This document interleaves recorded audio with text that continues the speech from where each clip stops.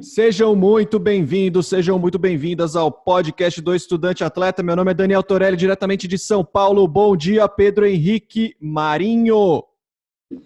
Bom dia, galera. Prazer enorme ter vocês aqui mais uma vez no podcast do Estudante Atleta. É uma honra estar aqui mais uma vez para compartilhar esse conteúdo que vem ajudando bastante gente, né? A gente vem fazendo algumas enquetes aí no Instagram para saber validar esse conteúdo nosso e fico feliz aí de poder estar contribuindo para a realização de muitos jovens. E mais uma vez, muito obrigado, Daniel, por ser nosso âncora aí, nosso Galvão Bueno dos podcasts do Estudante Atleta.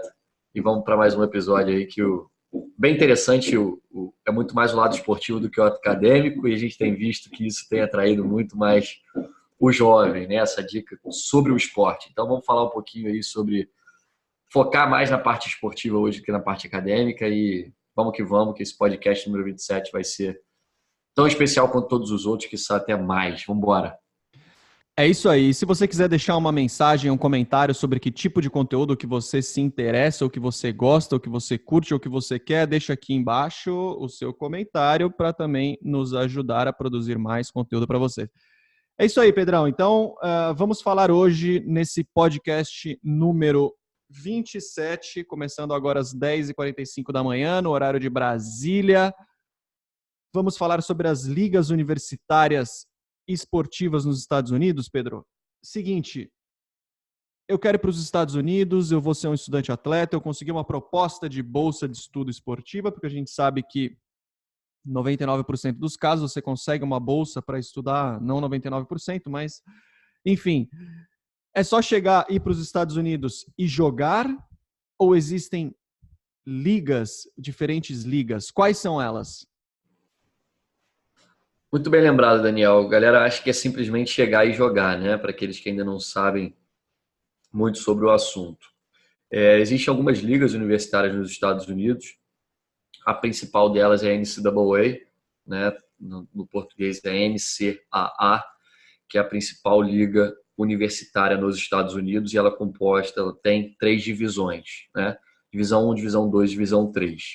E diferente da nossa realidade aqui no Brasil, na Europa, né, relacionado ao futebol principalmente, não existe aquilo de subir ou descer de divisão baseado em performance do time na temporada. Ah, se eu fiquei em último colocado na liga, eu vou cair para a segunda divisão se eu estiver na primeira? Não. Né? Se eu estiver na primeira colocação da divisão 2, eu vou subir para a primeira? Não. A faculdade ela só muda de divisão baseada num processo aí muito mais complexo do que performance, né? Tamanho de investimento em esporte, número de esportes, se a faculdade quer ou não mudar de divisão ou de liga. Então, depende muito mais da instituição, obviamente, e não depende nada, na verdade, da sua performance. O máximo que vai acontecer vai ser campeão nacional, que é o topo, né, onde você pode chegar numa liga universitária. E aí a gente tem a segunda principal liga nos Estados Unidos, é a NAIA. A Liga NAIA foi a liga que eu joguei. É uma liga tão forte quanto, mas existem aí pré-requisitos que mais tarde a gente pode vir a falar aqui no podcast sobre a elegibilidade, que não permitiram jogar a NCAA e jogar a NAIA, né? E aí a gente tem também a Liga do Junior College, né? A NJCAA, a NJCAA, que é composta de 3 divisões também. A partir agora de 2020, a gente vai ter no futebol a Divisão 1, a Divisão 2 e a Divisão 3, tá? E aí existem algumas ligas que vêm crescendo aí, que não são tão conhecidas, como a NCCAA, que é uma liga cristã, tá? Tem Divisão 1 e Divisão 2 também, e algumas outras ligas, por exemplo, a Junior College na Califórnia, que não faz parte da NJCAA, e é uma liga própria da Califórnia, que existem algumas regras, né, do governo, do estado, que não permitem o atleta ter bolsa, então não faz sentido participar da NJCAA, né, que é a principal liga do Junior College nos Estados Unidos. Muito interessante. E para entrar, eu consigo entrar em qualquer uma delas? Então, vamos lá, eu quero ir para uma NCAA, eu quero ir para uma NAIA, eu posso pegar, escolher, essa faculdade me interessa, que liga que ela é, então eu vou pegar e vou direto para essa. Por exemplo, NCAA, divisão 1, 2 e 3, eu posso escolher entre uma e ir direto? Não, existe o processo de elegibilidade, né? O processo de elegibilidade de cada liga, de cada divisão, ele varia, tá? Vão ser observados aí o seu passado na parte acadêmica e esportiva. Então, o que vai acontecer? Se você jogou profissionalmente, se você foi remunerado, a chance de você não participar da NCAA é muito grande, da divisão 1, divisão 2, tá? Além disso, tem toda a parte acadêmica. Quando você se formou no ensino médio, qual foi a sua nota global, que é chamada de GPA, isso tudo também vai ser levado em consideração. Te digo de antemão que a liga mais difícil de ficar elegível é a NCAA Divisão 1. Existem vários pré-requisitos esportivos e acadêmicos para que isso aconteça. A Divisão 2 é a segunda mais difícil, né? Um pouco mais fácil do que a NCAA Divisão 1. Os pré-requisitos não são tantos, né? Não tão agressivos como a NCAA Divisão 1, mas também é difícil. A NCAA Divisão 3, você não tem uma questão de elegibilidade, que você precisa preencher documentos online, pagar taxas, não é tão complexo como a NCAA 1 e 2, tá? Então, teria que ver aí o passado esportivo e acadêmico do atleta. No site da própria NCAA, eles listam todos os pré-requisitos que você precisa atingir, tanto esportivamente como academicamente, né? A nota de GPA, se você pode ter jogado profissionalmente ou não, tudo isso está listado no próprio site, que eles chamam de NCAA Eligibility Center, né? O centro de elegibilidade da liga. E ali você tem tudo que você precisa saber se você ficaria apto ou não para jogar aquela divisão e aquela determinada liga, no caso, a NCAA do que a gente está falando. E também a própria NAIA, Daniel, é a mesma questão. Só que o que difere da NAIA e da NCAA, só avançando um pouco nessa questão, é que você pode jogar com uma idade mais avançada na NAIA, tá? E você não precisa atingir tantos pré-requisitos acadêmicos esportivos como a da NCAA. Então, isso que significa o quê, PH? Que é mais fácil eu ficar elegível na NAIA do que na NCAA. Então, resumindo, né, a diferença de NAIA e NCAA, que é mais fácil você jogar a NAIA do que jogar a NCAA. O que você quer dizer com isso? Que é muito difícil jogar a NCAA? Não. Mas você precisa ter, um dos pré-requisitos que eles dizem é o seguinte: para jogar a NCAA Divisão 1, depois que você se forma no high school, você pode ficar 1 ano no máximo sem estudar. Se você ficou mais que aquilo, por exemplo, você já corre o risco aí de não ficar elegível. Você não pode ter jogado profissionalmente, você não pode ter sido remunerado, né? A própria NAIA diz isso também, mas é mais difícil. Você pode ser punido, perder algum ano de elegibilidade. Já na NCAA, você, provavelmente logo de cara, você não vai ficar elegível. Mas, enfim, o que eu gosto de dizer sobre elegibilidade? Como é que eu vou saber 100% se vou ficar elegível ou não, né? Faça o processo de elegibilidade para saber da liga. Somente aí você vai entender se você vai ter realmente condições de jogar, se você vai estar apto ou não. Porque tudo pode acontecer e eu já vi de tudo, né? Atletas que eu jamais imaginaria jogar em NCAA Divisão 1 por conta do esporte conseguiram, né? Obviamente que na parte acadêmica, se você não atingir os pré-requisitos, é muito mais difícil que você fique elegível do que na parte esportiva. Legal, era até uma pergunta que eu ia fazer, então 2 pontos que eu anotei aqui.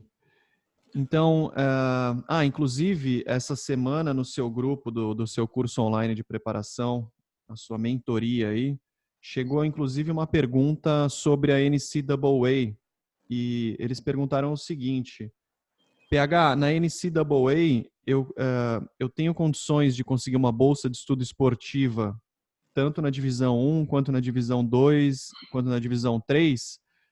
E aí uma outra coisa que daí você já falou, só para reforçar, então a NCAA não fala de idade, né? Então é só de acordo com a sua formação na high school, né?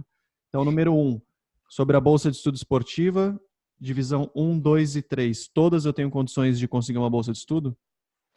A primeira pergunta, respondendo, divisão 1 e divisão 2, você tem bolsa de estudo esportiva, tá? Então você consegue sim uma bolsa na parte do esporte, né?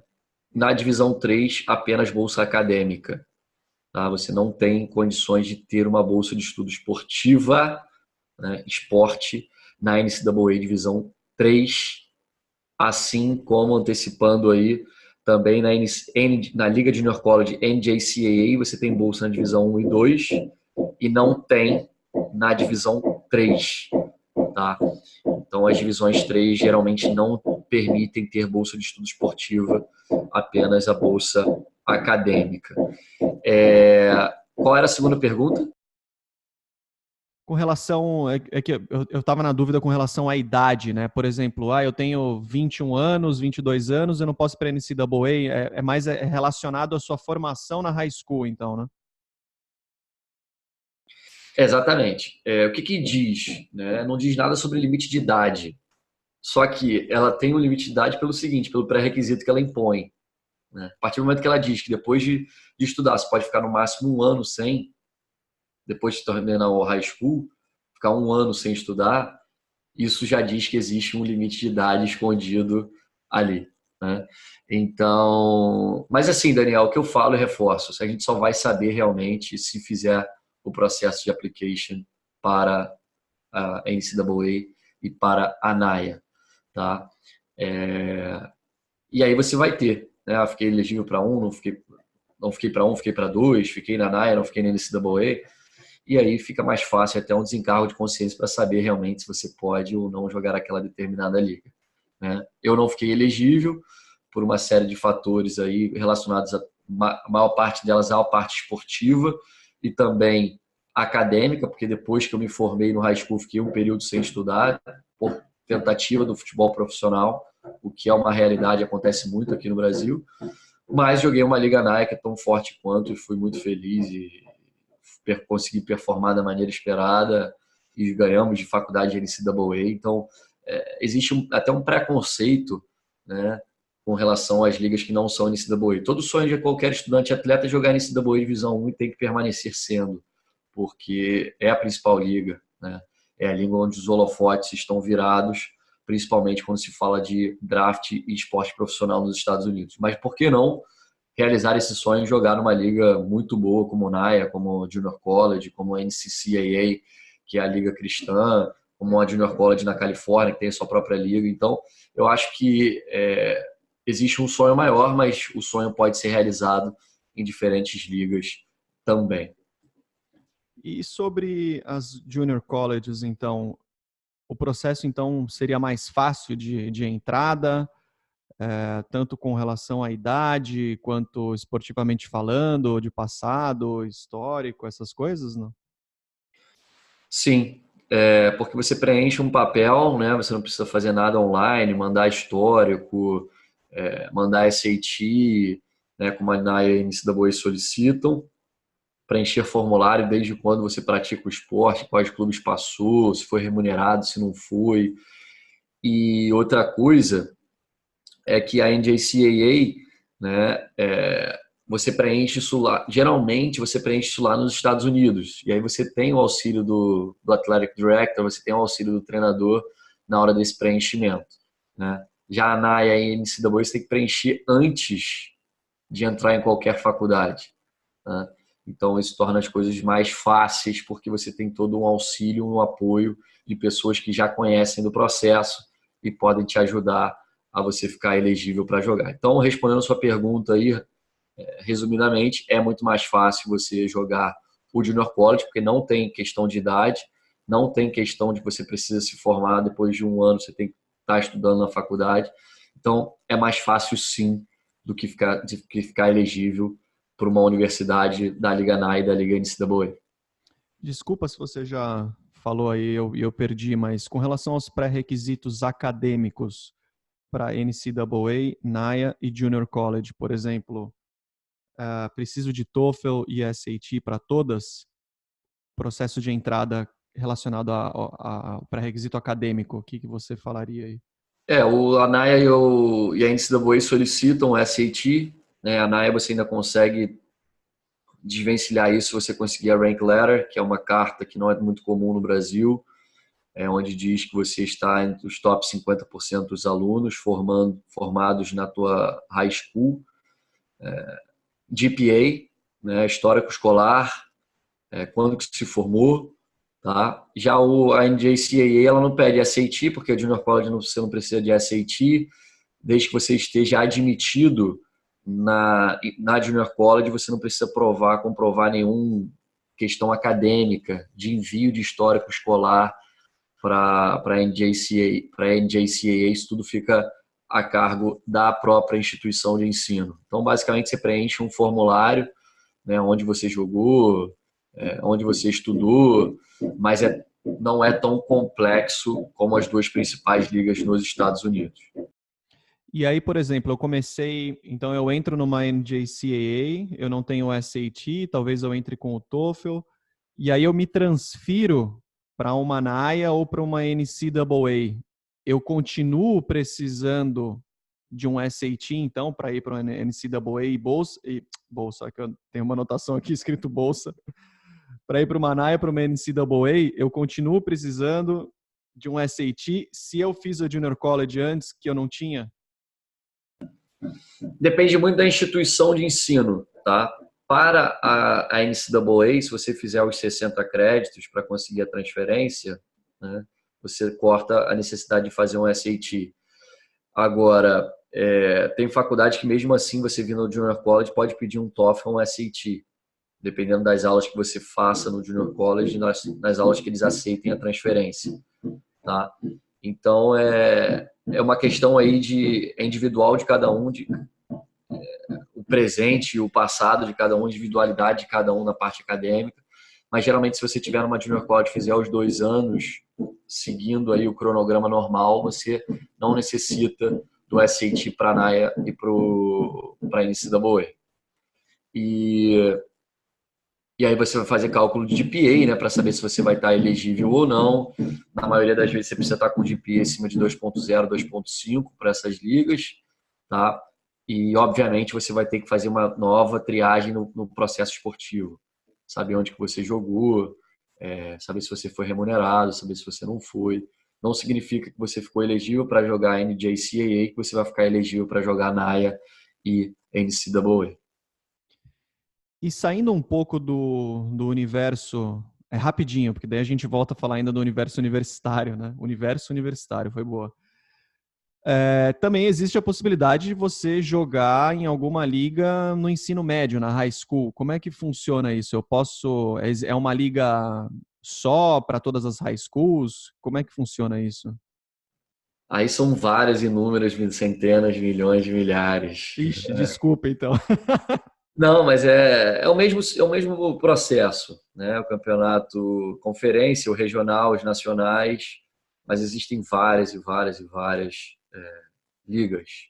Existem ligas cristãs, existem ligas de escolas particulares, ligas de escolas públicas, né? E algumas têm processo de elegibilidade também, principalmente na parte acadêmica do processo, tá? Mas é muito mais fácil você ficar elegível para jogar o high school do que para jogar a universidade e o junior college.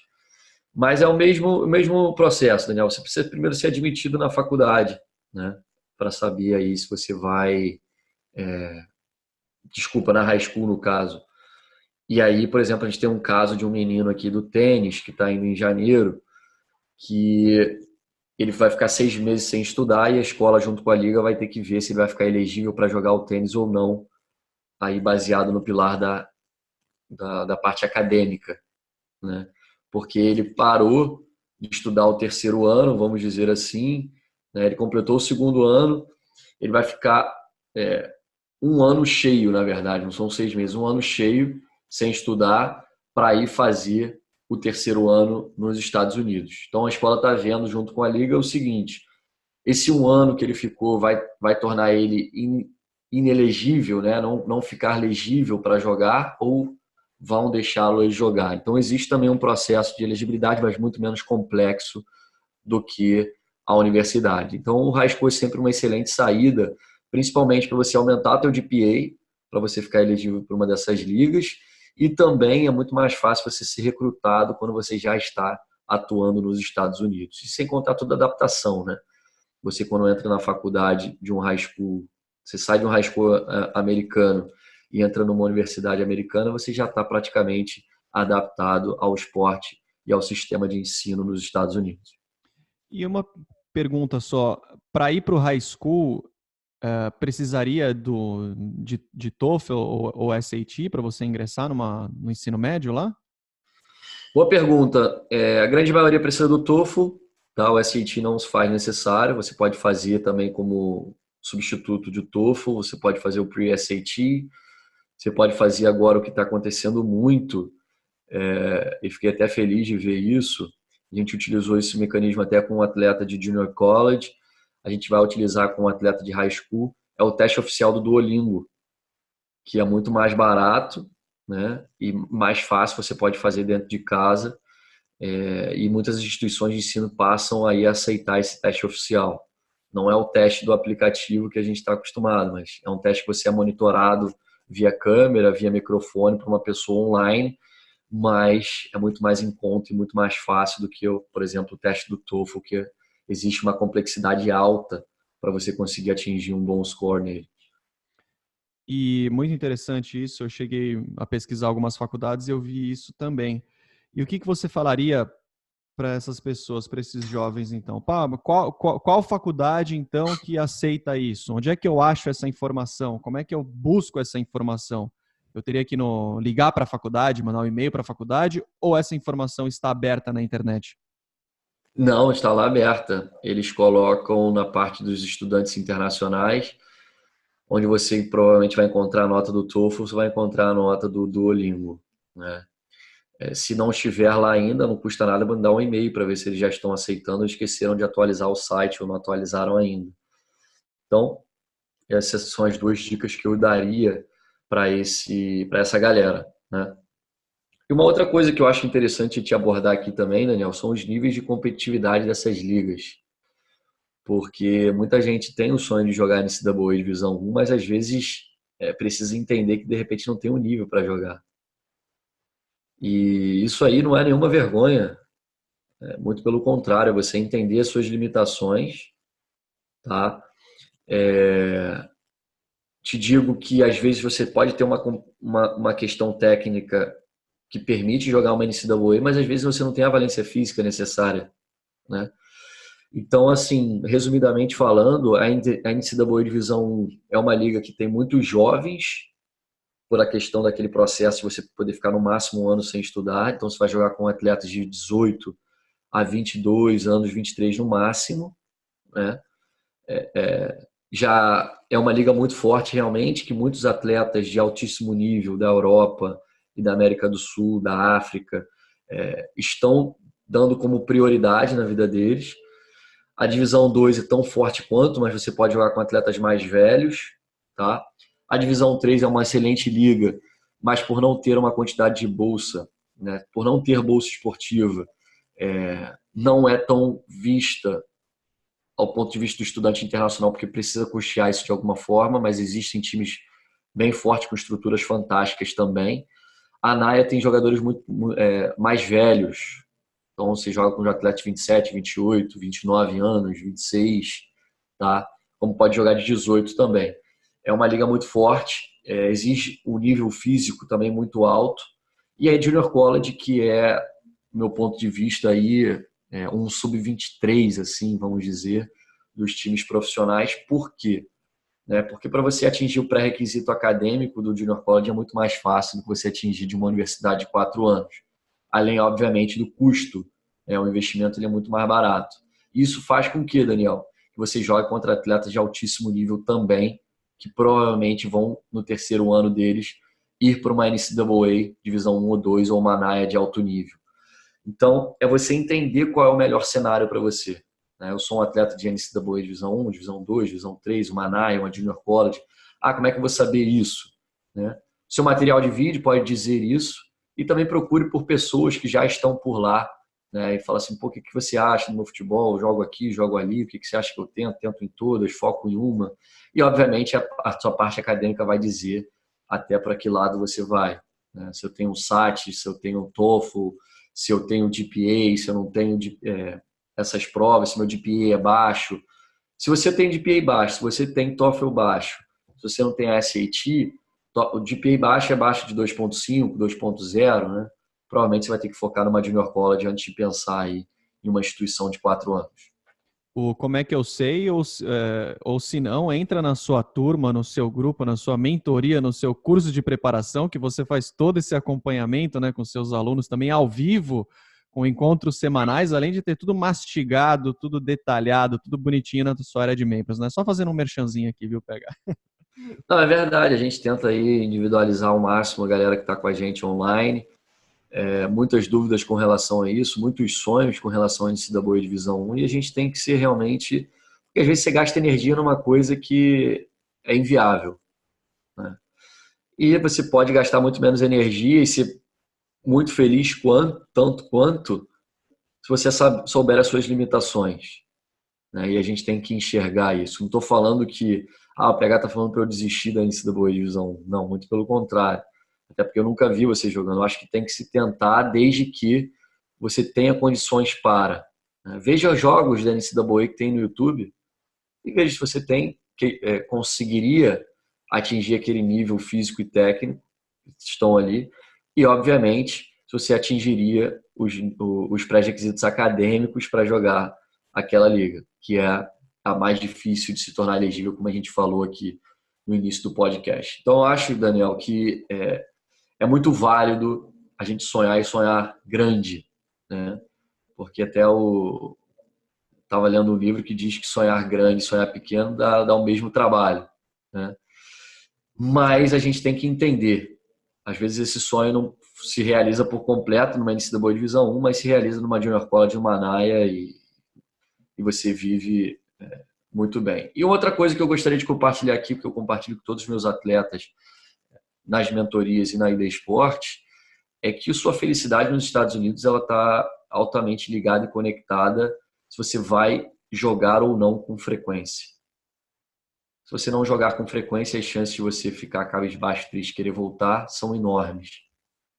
Se você estiver jogando, for importante para o time, nem que se não seja titular, mas seja um reserva entre todos os jogos, titular em um jogo, reserva em outro, mas faça parte do grupo que jogue, você está muito mais feliz e as chances de você conseguir durar os 4 anos nos Estados Unidos são muito maiores. Então, é por isso que eu falo.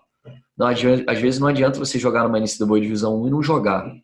De repente, estar num time da NAIA e ser a referência desse time. Existem vários casos de atletas que foram para a NCAA e não jogaram, foram para a NAIA ou foram para uma NCAA 2, enfim, e foram muito mais felizes, né? Então, acho que tem que entender assim, nesse time eu tenho condições de jogar, não tenho condições de jogar, porque realmente a sua felicidade como estudante atleta ela está altamente conectada aos minutos que você vai ter em campo, em quadra, na piscina, ou seja ele qual o esporte que você venha praticar nos Estados Unidos.